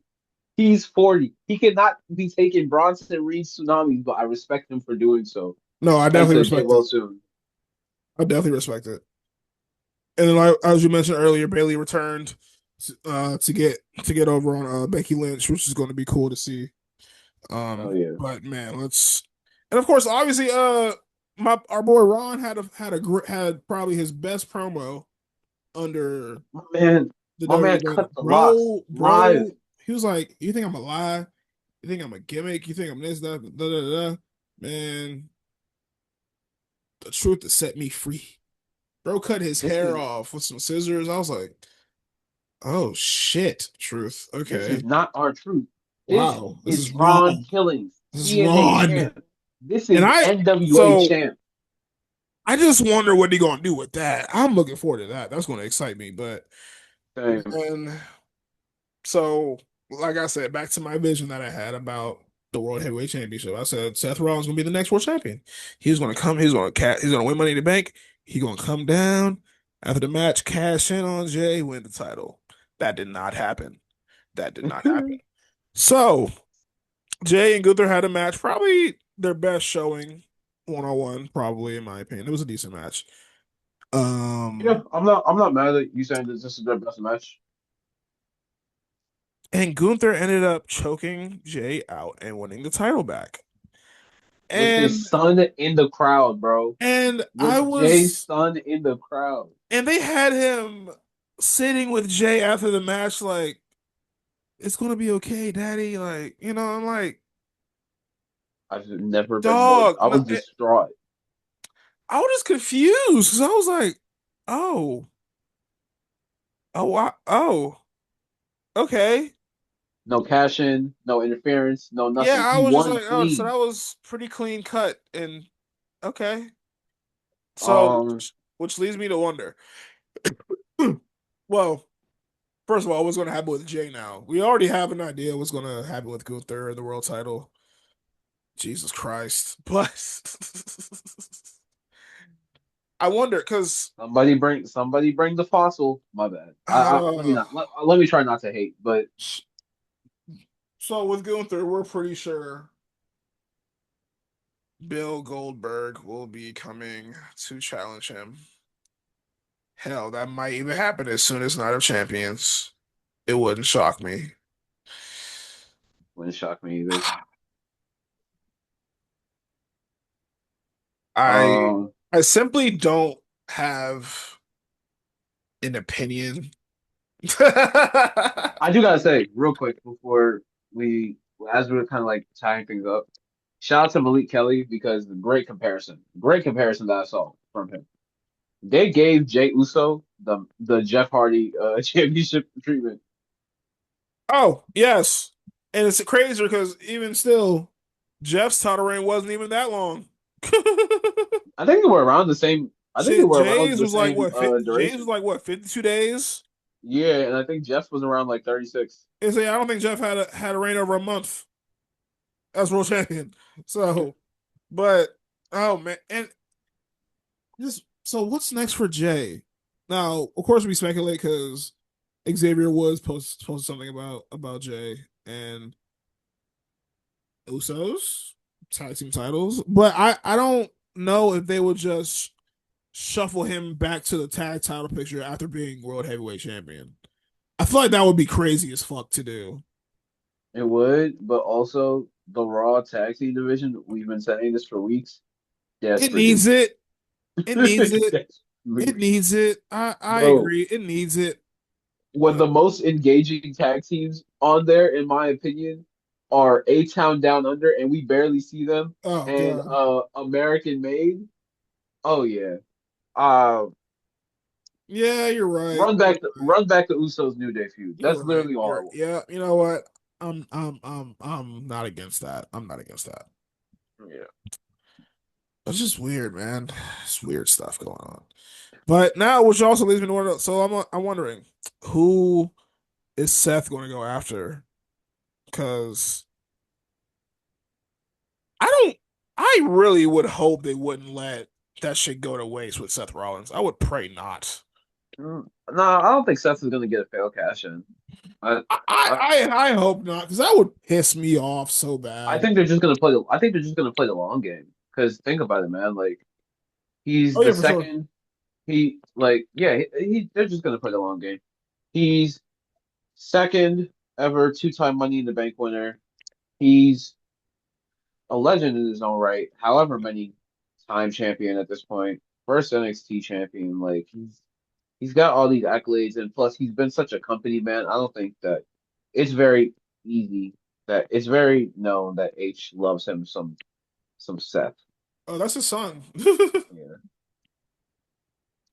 But real quick, like I said, yeah, they've had a relationship since the NXT days, so I'm sure that they're just gonna play the long game with him. Speaking of NXT, we're gonna go pay some bills real quick, and then we're gonna get into this week's NXT call of the day. Thank you guys. We'll see you guys next See you on the next segment, man. Peace. Thank you. Living the city at nighttime, I be living the city with skylines. Said she want me to slide at the right time. Want to vibe with a couple of my ties. Let her vibe when I check in this prime There you time. go. Yo. We're back again, like we never left, as per usual. Absolutely. Hmm, hmm, hmm. Episode 10, baby. Anyway, NXT this week was interesting, dog. Like, Come Tuesday. My bad. oh no.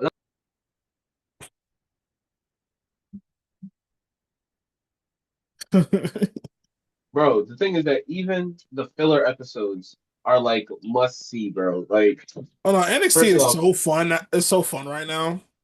yeah. NXT is so fun right now.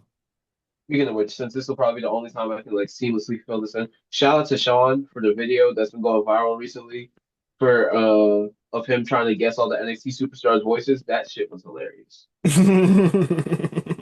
But no, we got Sean Legacy versus Ethan Page. That was the opener, and I've been singing Sean Legacy's praises in our group chat recently, because anyone who's watching Evolve knows that he is one of the ones. It was definitely a fucking banger of a match. It was actually a damn good match, and Shawn Legacy put in a really good showing. Honestly, even made it look like he could win at points. Like really made the match look really close, and gave Ethan Page all he could handle. It was a really great showing, and he has a new fan now in me because I was unfamiliar with game. I'm not gonna lie, But, I thought that, bro. There were some spots where I was like, oh, is this Ethan's goodbye match? And we just didn't know. Did he just? like are they trying to sneak some shit on us real quick, man? But nah. But then when Ricky popped out, I was like, oh, okay, they're both gonna be out for a Right little there bit it longer. is. Shit, but So man, it was a really good showing from Shawn Legacy. I fuck with him.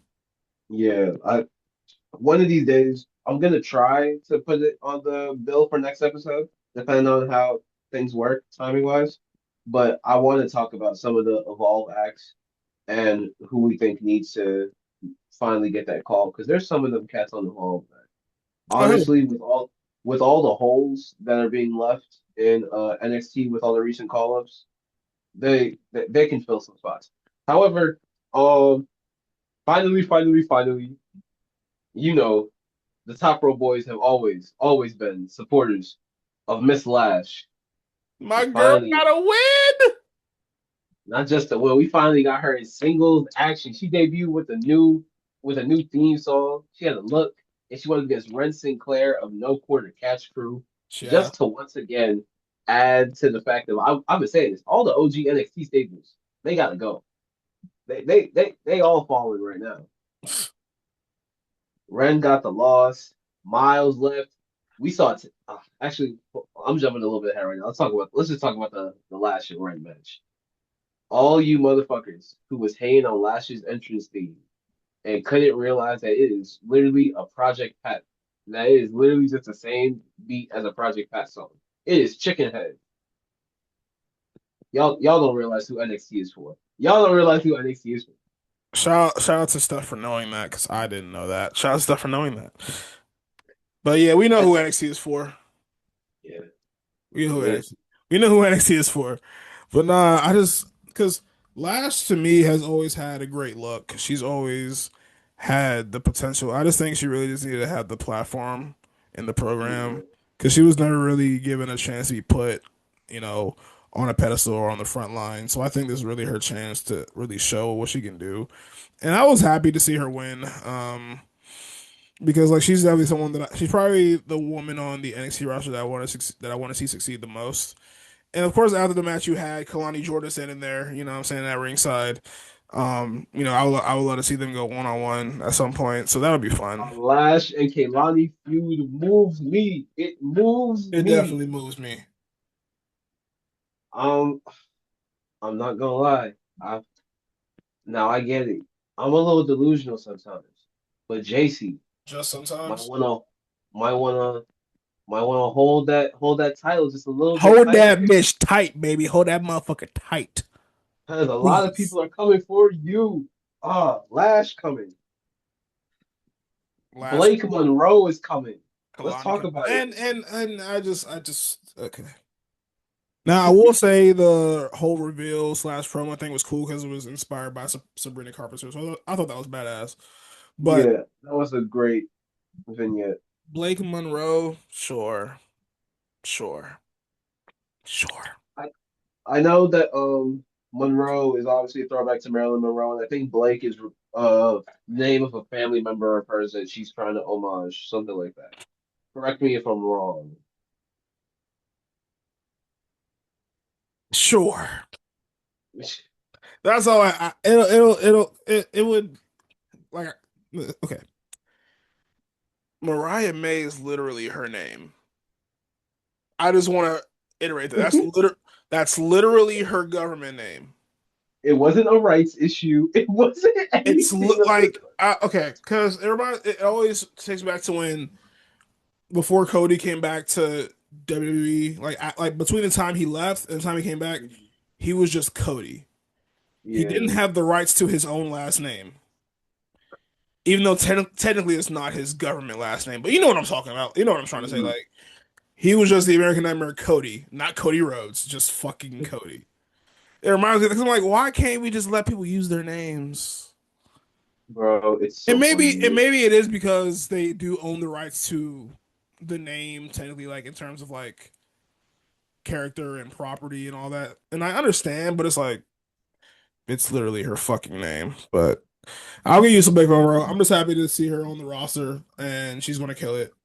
You know what I'm saying? So I'm gonna let them cook. And like we said, JC hold that motherfucker tight. Cause they coming Hold for that your ass. tight. Tight. Speaking, oh my God, speaking of JC, she had a defense against Laney Reed, who, I'm not gonna lie, Oh, she Laney in her Reed, business. yeah, She was giving her business, bro. There was this she hit JC with this knee, bro. And that was one of the nearest near falls I had ever seen in my life. nah, they put I on a thought banger. I JC think was about for to fucking lose.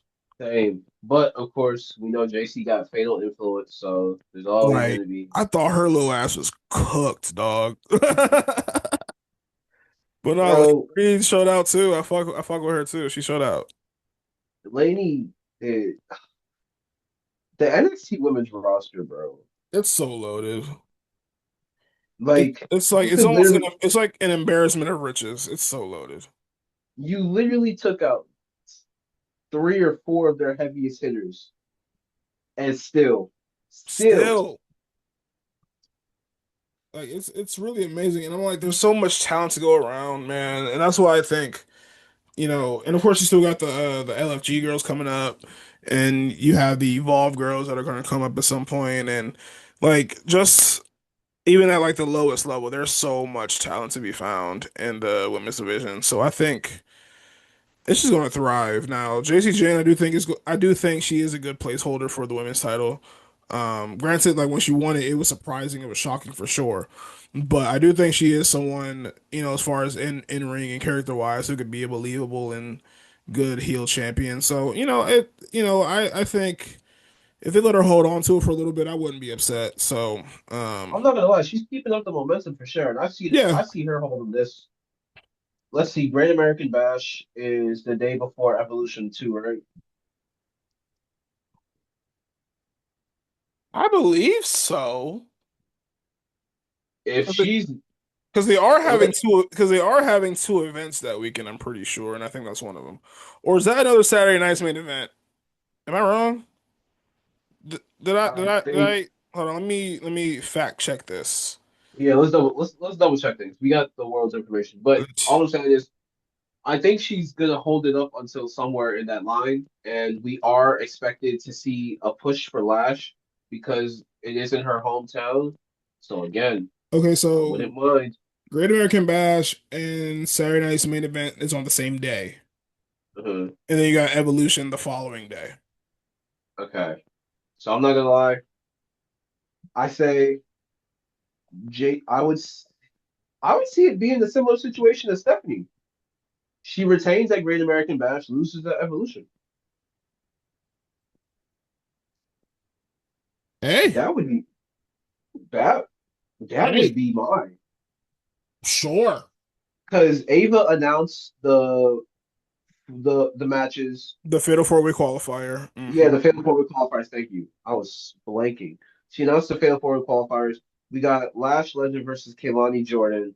We have Ren Sinclair versus no. We have Thea Hale versus Jada Parker. Oh my God, I'm blanking. Let me. But whoever's winning those goes to a Fatal Four Way. Whoever wins that goes to Evolution. Blah blah blah blah blah blah blah blah blah blah. Give He's just me blah blah blah blah blah. I apologize, folks. Give me 2 seconds. But yeah, like I think that's like first of all, the fact that they can do this so well and so fluidly and just not have an issue says a lot.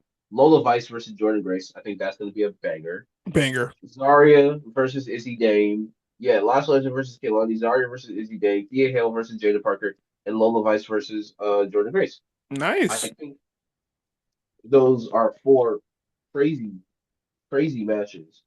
I think, and the thing that's so crazy about the evolution, like what the evolution card could be, is that whoever loses these matches could still end up on the card.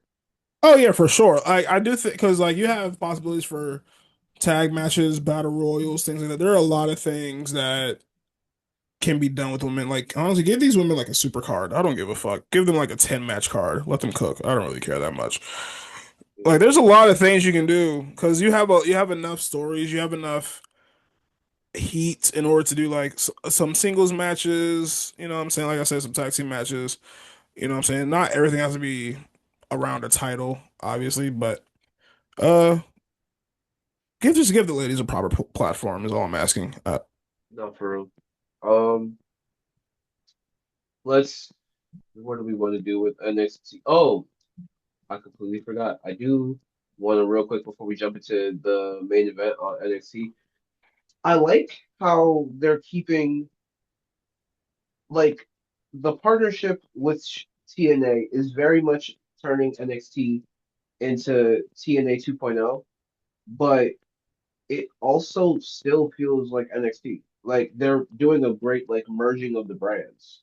Yeah, I think they're blending everything really, really well. Because like they're like, granted, we know these are like TNA talents, but they're just meshing them in. They're not putting anyone on a pedestal. They're not making one seem any better or worse than anyone else. They're not, it's not like the invasion where it's like, oh yeah, these guys are obviously about to lose.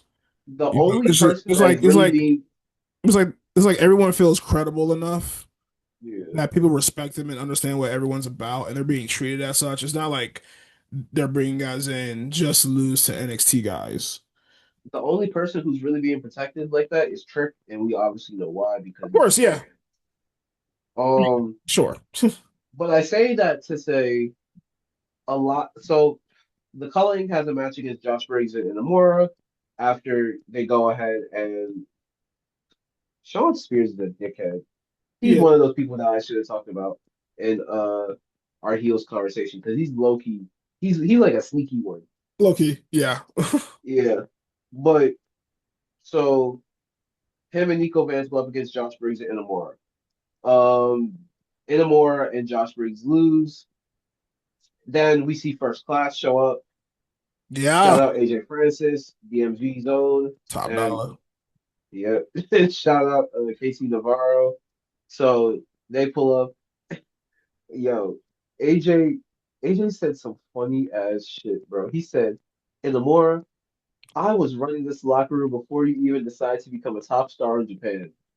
Now, I think I'm pretty familiar with the history of Hit Row. Running the locker room, running the locker room. However, go ahead. I'm gonna leave that one alone because I watched NXT when Hit Row was on NXT when they debuted. The star was Isaiah Swerve Scott. Okay.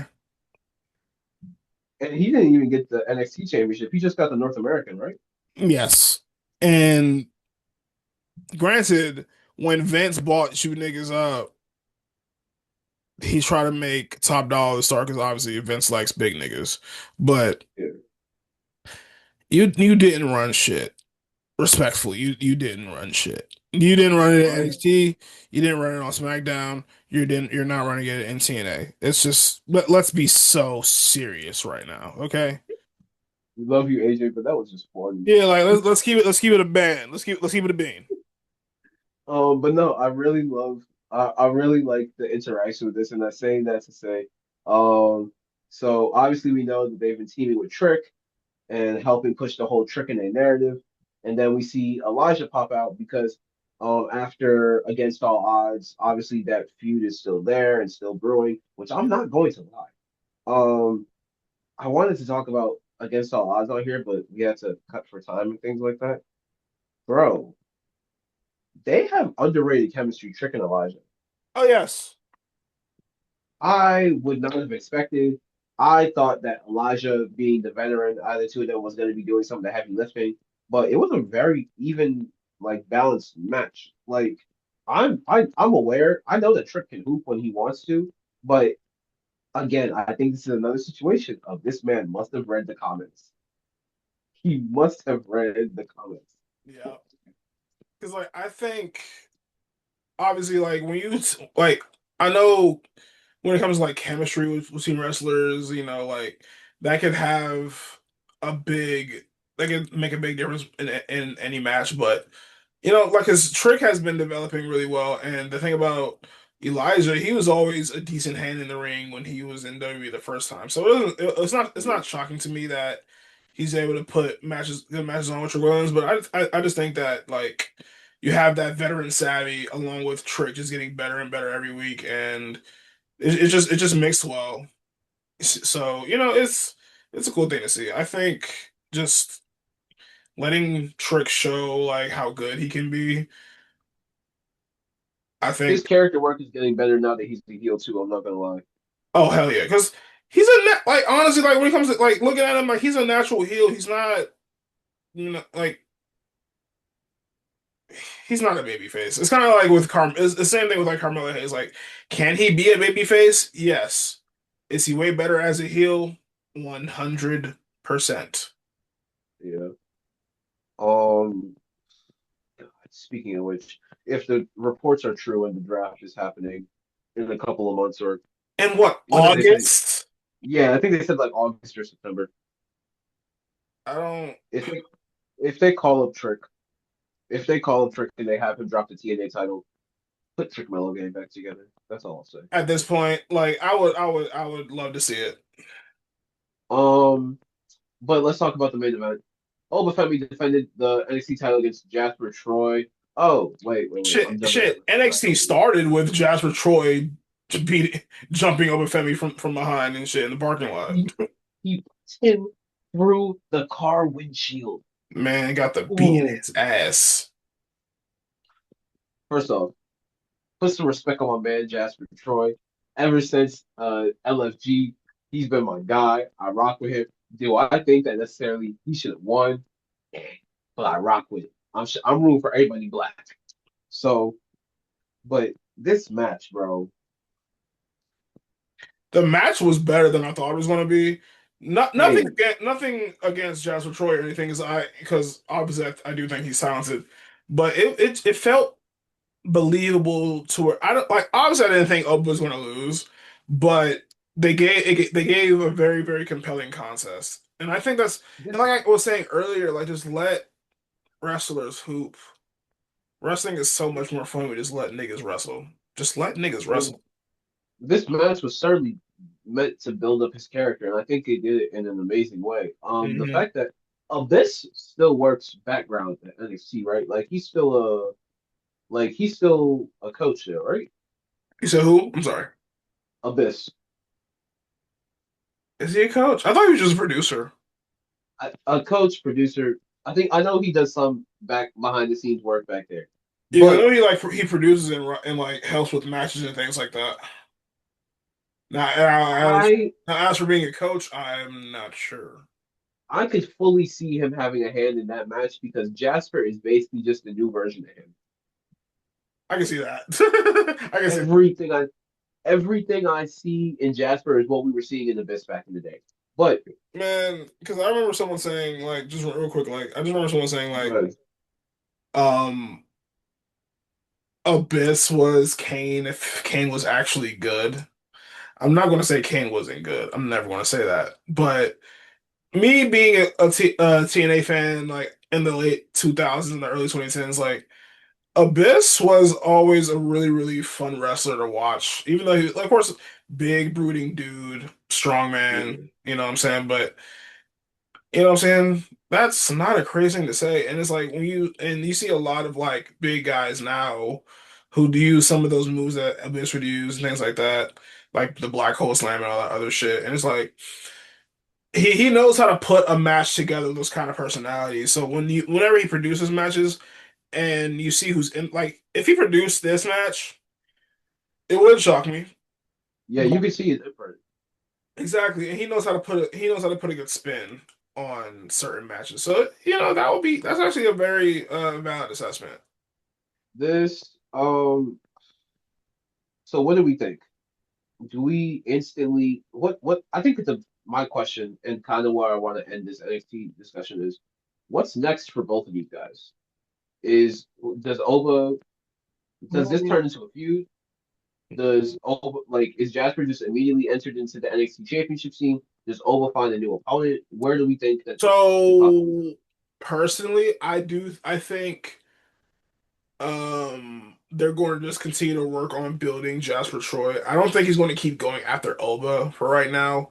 I think that match was literally just to put Jasper Troy on the map where it's like, okay, we're trying to build up our guy from LFG and which is fine, which it works the same as like tough enough. So I totally get that. I'm not Speaking of which, if they're doing this for Jasper, we need something for Tyra. Just please. Oh, I don't want to see her 100%. I'm again. waiting on that. 100%.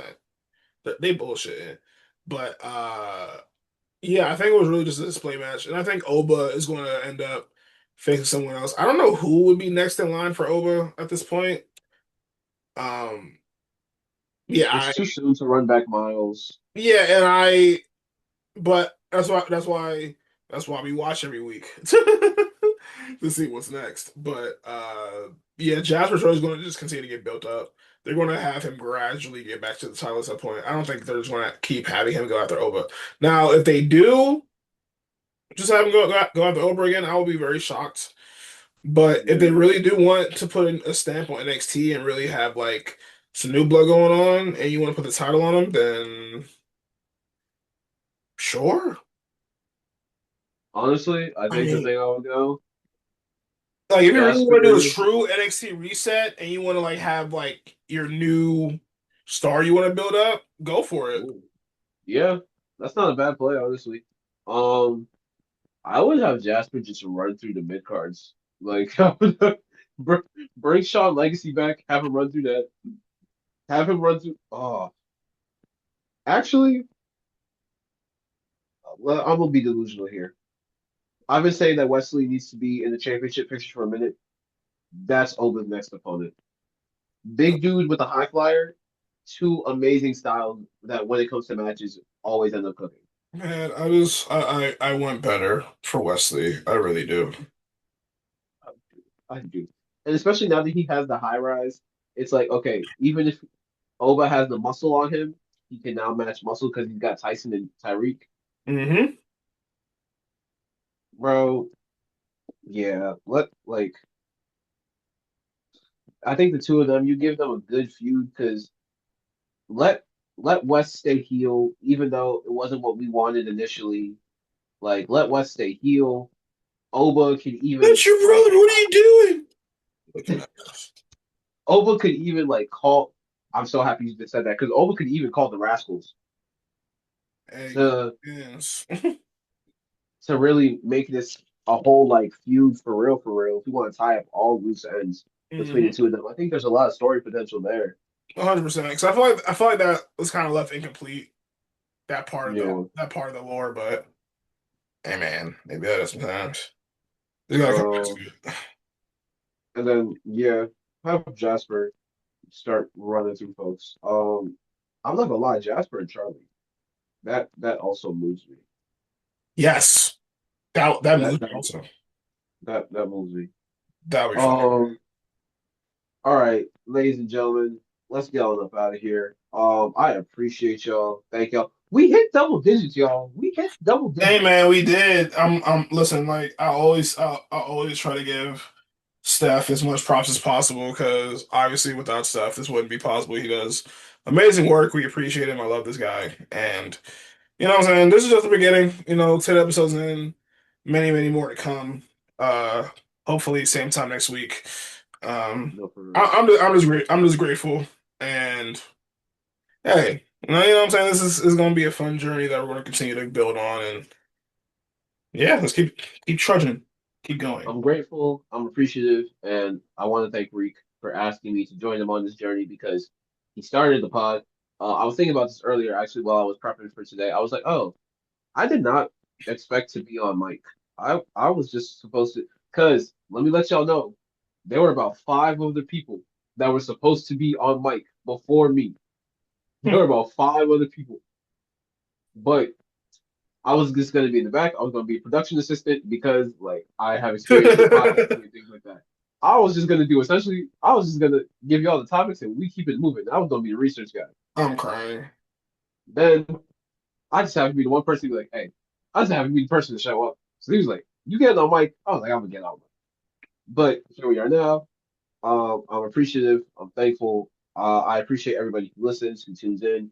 Um, I think my goal moving forward past 10, I just want to get back into building out the whole brand in and of itself. So expect YouTube content, expect TikTok content, expect the whole 9 yards. Yeah, at some point we're going to step this shit up, and it's going to be really fucking cool. So yeah, man, it's fun times ahead for sure. And it's only right that we close it out the same way we came in with the same type energy. You feel me? It's the EST, the DMV, the straight edge superstar. It's the Chocolate City Saint. It is the Beijing bulldozer, the Cameroonian nightmare, the left-handed destruction. Man, it's your boy Stefan. It's the Top Row Boys, episode 10. Oh my God. Hey man, it's your boy, the man with the plan, your host with the most. You know me, Reek the Freak. You know what I'm saying? And we're out of here. We're going to listen. Go to bed. Get some fucking rest. For real. But we got 10 of them things in the boat. 10 of them things. And Boom! we're 10-0. We got a streak going. But nah, appreciate everybody for watching. This has been Top Rope Boys episode 10. See We y'all out. in the next one. We out. 5,000.